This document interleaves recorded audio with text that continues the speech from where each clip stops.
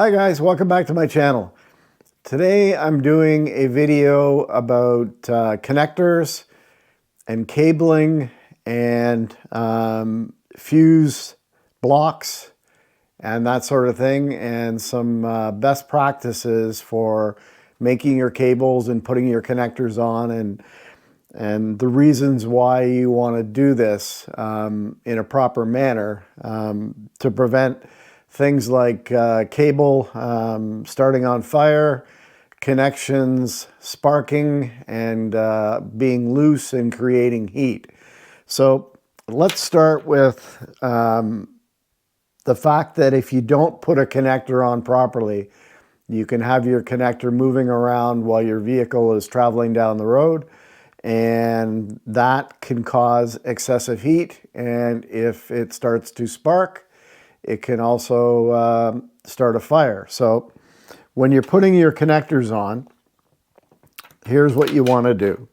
So first of all, before you sheathe your cable, you want to take your connector and you want to put it up against your cable like so, and you want to make a mark so when you do sheathe your cable, you're not taking too much sheathing off, but you're taking enough off to get a good connection inside your lug.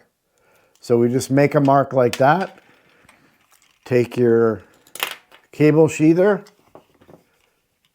like so, put it over top, put it on the mark, and when you're turning it around, try to keep it as 90-degree angle as you possibly can. That way you get a nice straight cut. Move it around a few times. Then pull her off. And you should be able to just bend the cable like so, and that'll take the rubber off. Take your cable. Now you can see when you do it with a good tool like that, you don't get a bunch of strands getting cut off on your copper, and you don't have an unwieldy joint. So then you just take your wire. You can do this if you'd like. Just give it a little twist to keep it compressed. Place it inside. Give it a little twist. Now you can see there that there's hardly any gap between the cabling and the sheathing. And that's what you want. Okay? Good solid connection there. A lot of wire in the lug. Then you just take your crimper,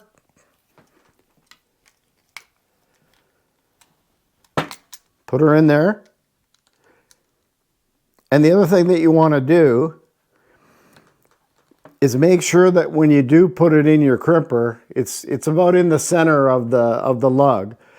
And then just make sure that you put a little bit of pressure on the wire like so. So when you start to pull down your crimper, you have a good connection like so.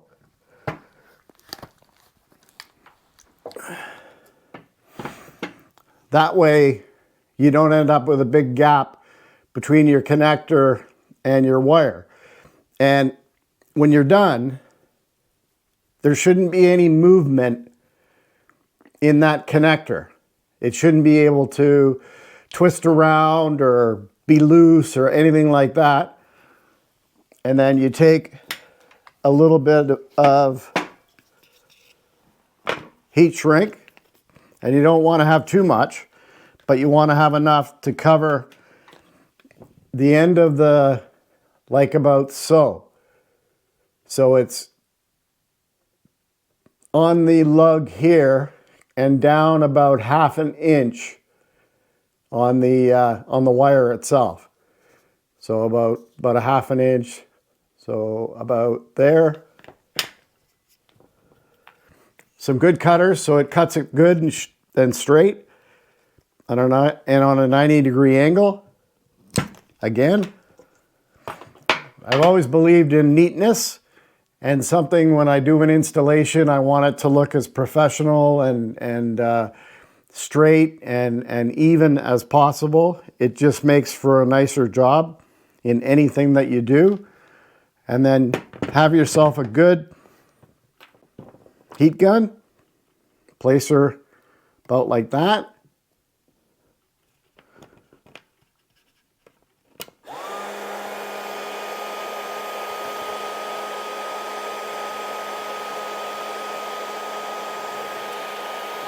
Twirl it around so you get even heat all the way around.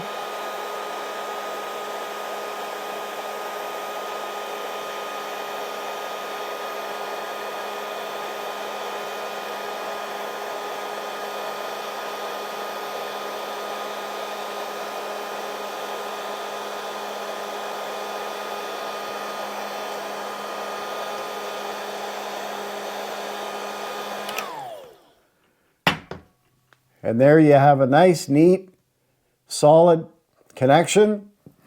And that's important because when you do mount this connection and your lug onto whether it be a fuse block or onto a piece of equipment, you want it to be solid so it's not moving around. And you also want to make sure that when you bolt down any of these connections onto any of the equipment, that you're getting a good solid connection that isn't going to move around, because cable, when it moves around, electrical cable, can cause heat and sparks and malfunctions in your equipment and all those sorts of things. So doing a good quality crimp, putting on shrink wrap, and making sure your measurements and so on are good is going to ensure that you have a professional and worry-free installation for years to come, hopefully. So I wanted to do this video just to show a quick tutorial on the best way to do a connection when you're doing your van build or RV build or whatever the case may be, and a safe way to do it to ensure that everything works for you for years to come. So thank you for watching, and I look forward to the next video in my series of the Victron install for my motorhome. Thanks for watching. Please subscribe to my channel so you don't miss any of the future videos. Hit that like button, it helps the channel and I appreciate it very much.